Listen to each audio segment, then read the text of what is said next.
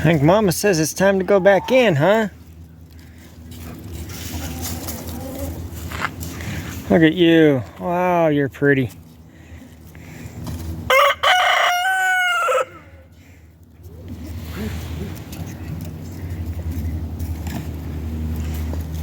Oh. Ringo, you are molting. Oh my goodness. You better get your feathers back soon. You can't go through winter without feathers.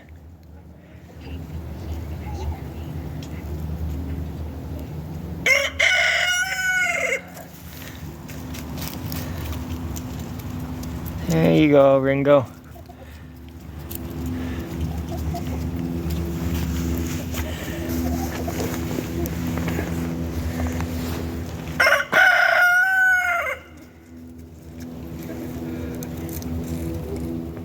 Okay, so this afternoon I'm going to do a little bit more work on my fuel storage shed.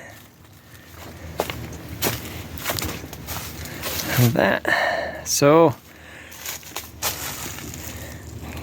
first thing I need to do is cut a couple pieces of board to go across to lay the roofing tin on. And I'll show you what I'm going to use for the roofing tin. Some of you might recognize what this is. Most of the time it's in a circle or a tube shape, but that is the outside skin off of a water heater. I'm going to cut that down. I'm going to cut right here, right straight across. I'm going to use that piece to cover up where the holes are. And that is what I'm going to use for my metal roof, because it doesn't have to be 100% waterproof. I just want to use it to keep most of the water off and hopefully keep stuff from freezing in there. And I am trying to do this on the cheap. The other thing I could do is just cut right along here and here. That would get rid of all of the holes, and then just overlap them a little bit and have it have that for the roof. And maybe, I mean, it'll take extra cutting, but that might be what I do. See, I don't ever have this stuff written down. I kind of do it on the fly, and it just takes me a second to look at it, and I change my direction, because that would be better. Yeah, I think it would be better to do it in two pieces like that, with the middle cut out, rather than try to patch over the top of the holes. So that's change of plans, but that's what I'm going to do.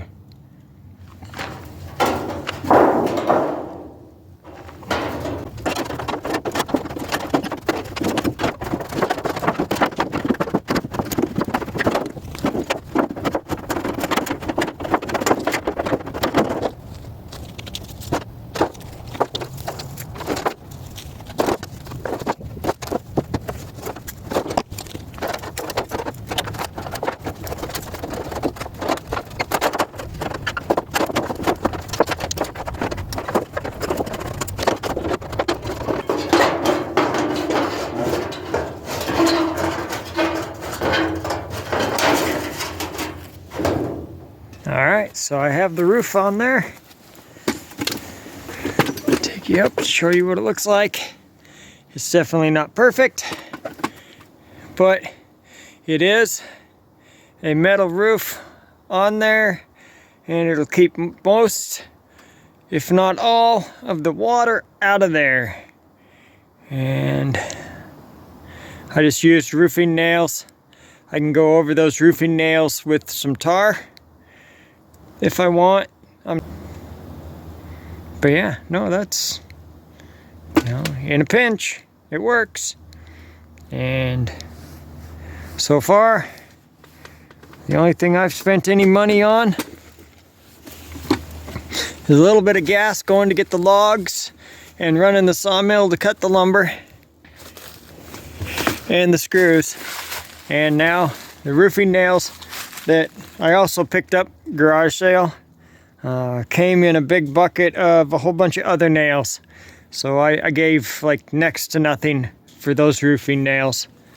You know, you can call it 50 cents if you count the $2 that I paid for the whole bucket of fasteners and nails, screws, nuts and bolts. It was pretty much a 5-gallon bucket. You could barely pick it up. And I paid $2 for it and got a coffee can full of roofing nails out of it. So garage sales, you buy it when you see it, when you find it. And if you don't have a use for it right away, don't be that person that throws that stuff away. Save that stuff. And it comes in handy. I bought those garage sale find. That was 5-6 years ago I bought those nails. So, but that's the roof on there. And I just have the door to go.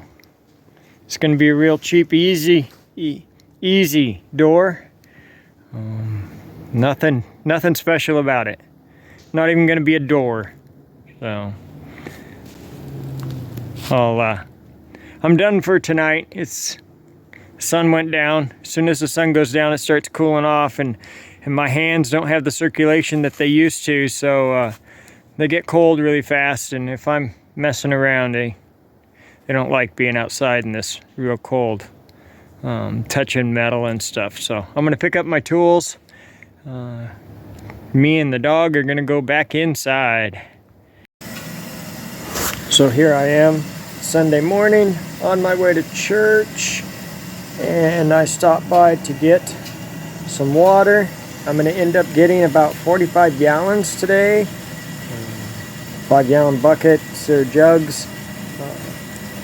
Put them in the back of my truck here pretty soon. I won't be able to do it before church. I'm going to have to do it after church, just so that the water doesn't freeze, because it will get cold enough where that water will freeze. Not solid, but enough of the water will freeze that it makes it difficult, and I don't want to ruin any of my jugs.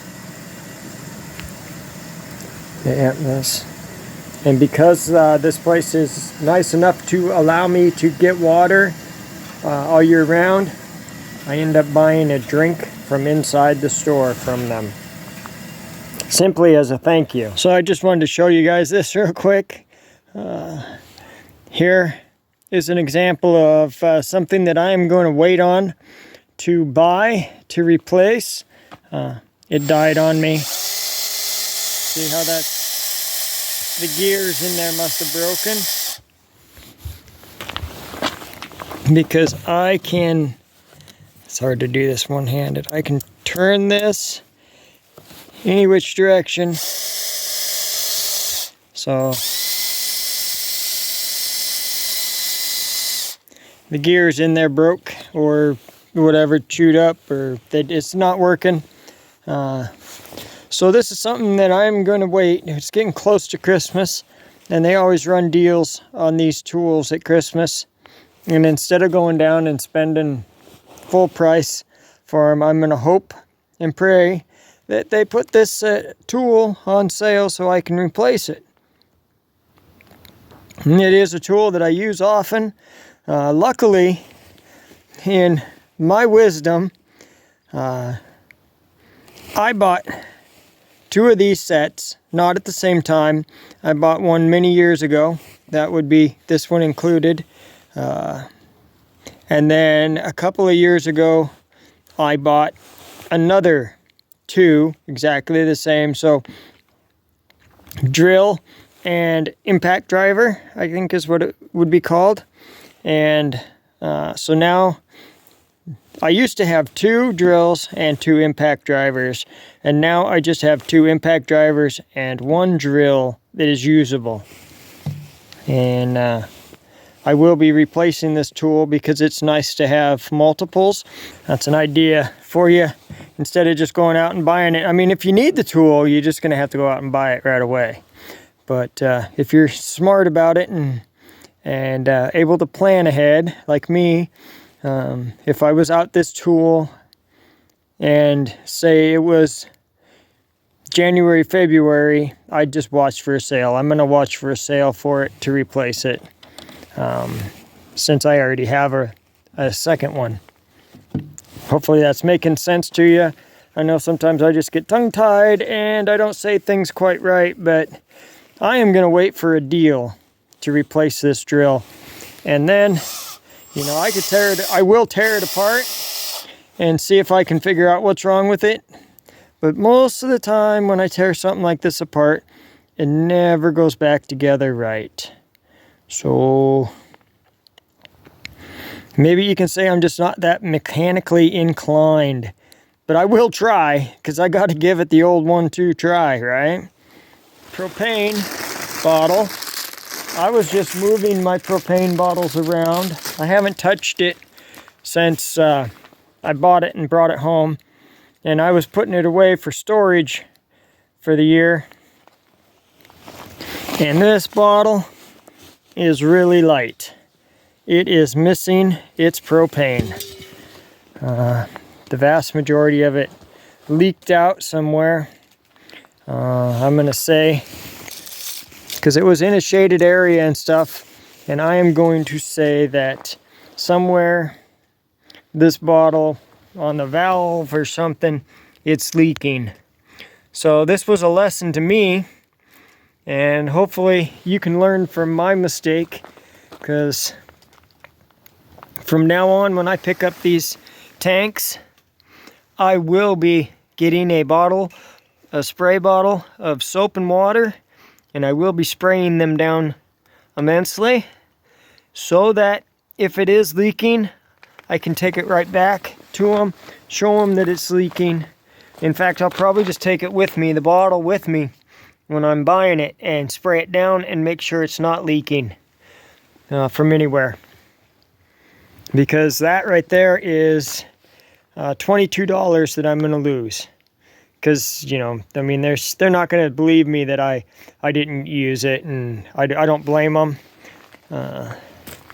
You know, you have too many people out there that are shysters. You can't believe people when they say, oh, I bought this bottle 6 months ago and it's empty now. And I understand that, and I get that. I'm not expecting them to, but I will make a note on it with tape that it is leaking, and hopefully when they refill it, they will test it and see and fix it so that the next person who gets it doesn't end up losing all of their propane. And that's why I built my fuel storage shed with the ability to vent real easy. I do not want to have it because I don't want to have any problems with it. I don't want it to be so airtight that it holds all of the gases and fumes in. I want it to let those out, because had I had this in there and you open it up, and if there's any spark or anything, that could be a real huge problem. So just take it from me. Test those bottles when you go pick them up, when you trade them in and stuff. Make sure that they're not leaking. And as far as my fuel storage shed goes, I have finished it. I wish I would have thought about this before I started, and actually put it on another pallet, because any pallet that's touching the ground is going to rot. It's going to be in the moisture and it's just going to rot away. So it is pretty heavy. I ended up struggling with it for a while to get that other pallet underneath it, because where I have it, I can't get my tractor in just to pick it up or anything. I can finagle it by hand, but it is heavy, and I didn't have any help to move it. It was just me, so I ended up, you know, propping it up, and it took me about a half an hour to get that thing moved on top with another pallet underneath it and put back into place. But I got it done, and that's all that really matters, right? So that will work out just fine for me. And I know I made a huge deal about my door and no hinges, so let me show you what I did for the door. So there we have it, a cheap tarp. And yes, it is a brand new tarp, but it's one of the cheaper tarps. And all I did is screw it into a board up on top, 3 places using washers, and then down at the bottom I rolled up a couple small pieces of wood, stickers for my sawmill. I just sacrificed a couple stickers for the sawmill, rolled them up, screwed it on, and makes for an easy door to get into. And then this nice little homemade bungee cord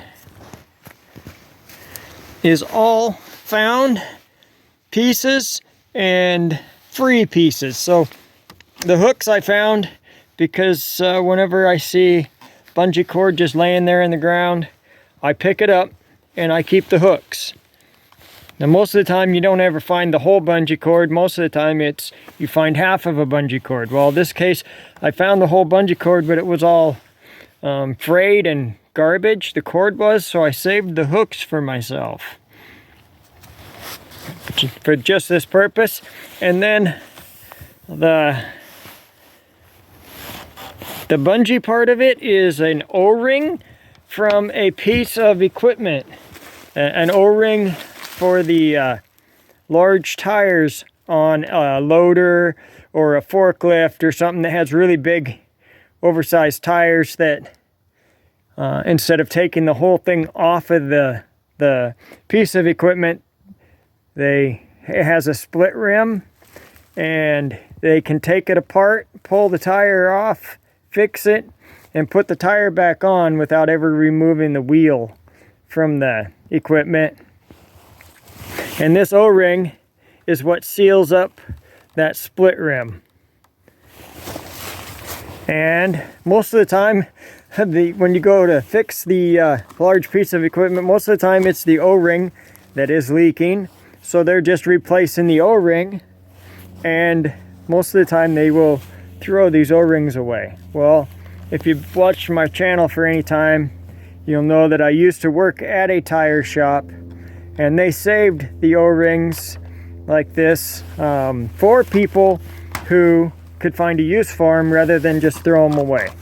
And I grabbed, over the years that I worked there, I probably grabbed something like that. Just a ton, a bunch of them. Because that's the kind of person I am. Anytime they had a huge pile of them and they were threatening to throw them away, I'd always grab a handful of them and take them home for myself. Now the big thing is these have no UV protection in the rubber, so they will crack.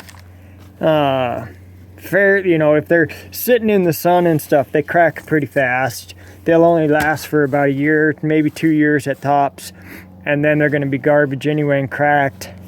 But if you keep them in a dry area, they will last a whole lot. Or dry area without the sun hitting them. So inside of a building where the sun doesn't shine in on them, they will last a lot longer, and that's how I have them stored. Because I haven't worked at that tire shop for probably 4 or 5 years now, and I still have a bunch of them, and they're just, like this one's just fine. That's where you can go and get these types of things. You're going to say, well, where can we find those? Go to a tire shop where they work on the bigger equipment tires, and ask them if they have any old O-rings that they don't want anymore. And if they do, they're usually pretty happy to give them away. That's my tip for the day. So, in all, this little shed to hold my fuel, and it's a nice little shed, and as far as I'm concerned, just pop it open. I can put quite a bit of fuel in there, quite a few cans, top and bottom. I can put propane tanks in there if I wanted to. So it'll hold all of these, plus I'll be able to get this all cleaned up now. I won't have these hanging out, and I can get some of them filled up. I cannot afford to fill all of them up, not at today's prices, but I will fill up some of them so that I do have some fuel here at the house. So I was kind of hoping it would just be a one-day project when I started it, and it turned out to be a 2-day project, but it worked out just fine, and I was able to do it on the cheap. Water tank, the skin off of a hot water heater for the roof. All of the lumber was just cull lumber from my own sawmill. It would have just been turned into firewood.